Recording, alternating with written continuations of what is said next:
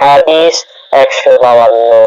আবু হুরায়রা রাদিয়াল্লাহু আনহু থেকে বর্ণিত, তিনি বলেছেন, নবী সাল্লাল্লাহু আলাইহি ওয়াসাল্লাম প্রাকৃতিক প্রয়োজনে বের হলে আমি তার অনুসরণ করলাম। তার অভ্যাস ছিল তিনি কোনো দিকে তাকাতেন না। আমি তার নিকটবর্তী হলে তিনি আমাকে বললেন, কয়েকটি কঙ্কর চাই, ওটা দিয়ে আমি সোজ কাজ করব। রাবী বলেন, অথবা এরূপ অন্য কথা বললেন, কিন্তু হাড় কিংবা গোবর আনবে না। আমি আমার কাপড়ের খুঁটে করে কয়েকটি কঙ্কর এনে তার পাশে রেখে চলে গেলাম। তিনি প্রাকৃতিক প্রয়োজন সমাধা করে সেগুলো ব্যবহার করলেন। হাদিস 153। আব্দুল্লাহ ইবনে মাসউদ রাদিয়াল্লাহু আনহু থেকে বর্ণিত, তিনি বলেন, একদা নবী সাল্লাল্লাহু আলাইহি ওয়াসাল্লাম পায়খানায় গেলেন এবং আমাকে 3টি কঙ্কর আনার আদেশ করলেন। আমি 2টি কঙ্কর পেলাম এবং তৃতীয়টি তালাশ করলাম, কিন্তু তা না পেয়ে এক খণ্ড শুল্ক গোবর নিয়ে আসলাম। তিনি পাথরের টুকরো 2টি নিলেন এবং গোবর খণ্ডটি ফেলে দিয়ে বললেন, এটা নাপাক।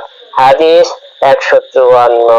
ইবনে আব্বাস রাদিয়াল্লাহু আনহু থেকে বর্ণিত, তিনি বলেন, নবী সাল্লাল্লাহু আলাইহি ওয়াসাল্লাম ওযুর অঙ্গগুলো একবার একবার করে ধৌত করেছেন। হাদিস 155। আব্দুল্লাহ ইবনে যায়েদ রাদিয়াল্লাহু আনহু বলেন, নবী সাল্লাল্লাহু আলাইহি ওয়াসাল্লাম ওযুর অঙ্গগুলো 2বার করে ধুয়েছেন। হাদিস 156। উসমান ইবনে আফফান রাদিয়াল্লাহু আনহু থেকে বর্ণিত, একদা তিনি একটি পানির পাত্র আনিয়ে 2 হাতের কবজি পর্যন্ত 3বার ধুলেন। তারপর তিনি তার ডান হাত পানির পাত্রে প্রবেশ করালেন এবং কুলি করলেন ও নাকে পানি দিলেন। তারপর 3বার মুখমণ্ডল এবং 3বার 2 হাতের কনুই পর্যন্ত ধুলেন। তারপর মাথা মাসহ করলেন। 2 পায়ের গোড়ালি পর্যন্ত 3বার ধুয়ে বললেন, রাসূলুল্লাহ সাল্লাল্লাহু আলাইহি সাল্লাম বলেছেন, যে ব্যক্তি আমার ন্যায় এরূপ ওযু করার পর একাগ্রত চিত্তে 2 রাকাত নামাজ পড়বে, কিন্তু মাঝখানে সে নাপাক হবে না, আল্লাহ পাক তার পূর্বকৃত সকল গুনাহ মাফ করে দেবেন।